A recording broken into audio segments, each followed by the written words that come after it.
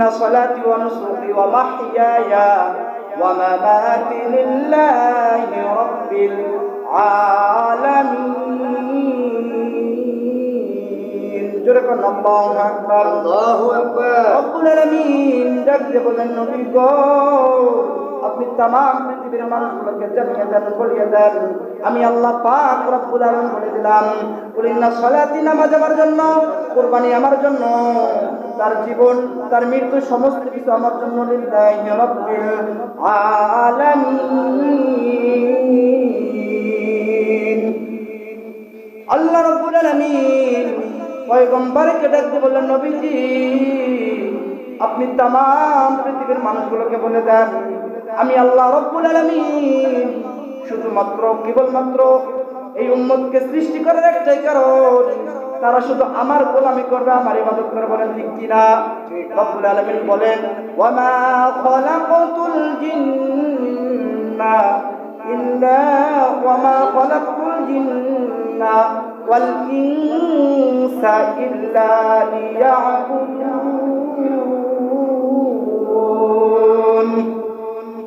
রব্বুল আলামিন ডাক দিয়ে বলেন, নবীজি আমার বান্দারা শুধুমাত্র কেবলমাত্র জিন এবং ইনসান আমার ইবাদত করবে। তাহলে আসমানদার এই সমস্ত কিছু আপনি যে জিনিস সৃষ্টি করেছেন, আইন চলবে, তাহলে বলেন ঠিক কিনা? সেই রব্বুল আলামিন প্রথমে বলছেন, কুল ইন্না সালাতি, সালাত হবে আমার জন্য। বড় আফসোসের বিষয়, এমনও মুসলমান বাংলাদেশের মধ্যে আছে যে মাসের সপ্তাহে যে একটা জুম্মার দিন আসে, জুম্মার নামাজটা পড়ে না। বলেন ঠিক কিনা? এমনও মুসলমান আছে 6 মাসে একদিন নামাজ পড়ে না।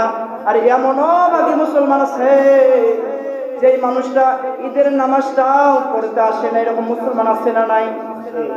তাহলে রব্বুল আলামিন প্রথমে বলছেন, কুল ইন্না সালাতি, সালাত হবে কার জন্য?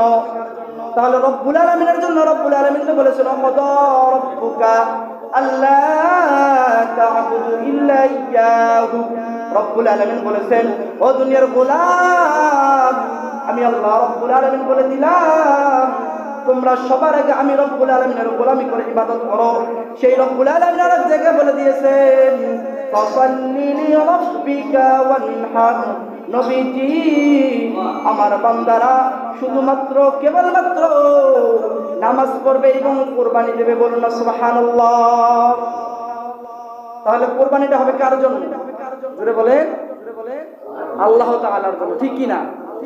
তাহলে আমরা দেখেছি পৃথিবীর শুরু থেকে এই পর্যন্ত, আমি গত জুমে একটা কথা বলছিলাম, হযরত আদম আলাইহিস সালামের 2টা পুত্র আছে। ঠিক কি না? একটার নাম হচ্ছে হাবিল, আরেকটার নাম কি? কাবিল। এই হাবিল কাবিল যখন দুইজনে যখন কুরবানির ব্যবস্থা করলো, তখন হাবিলেরটা ছিল তিনি খামারির ব্যবসা, মানে গরু ছাগলের পাল নিয়ে আসছিল, তার সেই ব্যবসা করছে, মানে সেখান থেকে সে খরচ করছে। আর কাবিল ছিল যে ধান খেত, মনে করেন কৃষি কাজ করত, এখান থেকে সে একটু তার জিনিস ওখানে ক্রয় করে দিয়েছে, মানে কোরবানি করার জন্য উপস্থিত করেছে।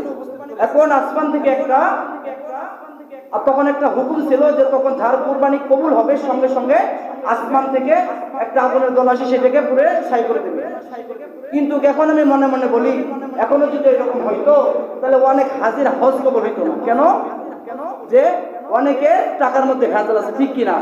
অনেক মানুষের লাখ লাখ টাকা দিয়ে যে গরু মানে গরু যে করেছে, যা দেখেন অনেক মানুষের টাকার মধ্যে ভেজাল আছে কি নাই? তাহলে তখনের একটা সুন্দর ব্যবস্থা ছিল যে সঙ্গে সঙ্গে প্রমাণ হইতো।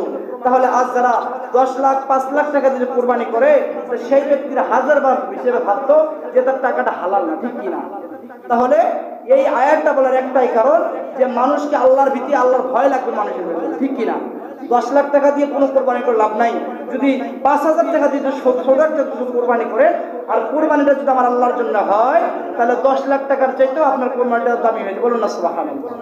রব্বুল আলামিন বলে, লা ইয়ানালুল্লাহ লুহুমুহা ওয়ালা দিমাউহা ওয়ালাকিন ইয়ানালুত তাকওয়া মিনকুম। ও বান্দা, তোমরা দুনিয়ার মধ্যে যারা আছো, আমি আল্লাহ রাব্বুল আলামিন বলে দিলাম, তোমাদের গোশত আমার কাছে আসে না, তোমরা যে কুরবানি করে রক্তও আসবে না, তোমাদের কুরবানির চামড়াও আসবে না, শুধু আসবে কি? তাকওয়া। ঠিক কি না? আল্লাহর ভয়। ও বান্দা, তোমরা আমাকে ভয় করে কিভাবে কুরবানি করেছো?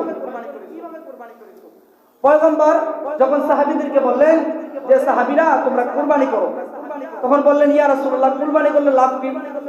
পয়গম্বর ডাক দিয়ে বললেন যে ব্যক্তি নেক নিয়তে কুরবানি করবে ওই ব্যক্তির পশুটার গায়ে যত হাজার হাজার লোম থাকবে আমার আল্লাহ রাব্বুল আলামিন প্রত্যেকটা লোমের হিসাব করে তার একটা করে নেকি দিয়ে দেবেন। বলুন না সুবহানাল্লাহ।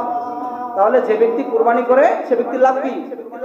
একটা করে যে মনে করে একটা গরু যদি কুরবানি করে গরুর ভিতরে হাজার হাজার লোম থাকে না, রব্বুল আলামিন ইয়ার পরিমাণ রব্বুল আলামিন সব দিয়ে। বলুন না সুবহানাল্লাহ। তাহলে আল্লাহ রাব্বুল আলামিন দেখেন কি বান্দা তাকওয়া ভয়, আত্তাকুল্লাহ, বান্দা আমাকে কেমন ভয় করে। সম্মানিত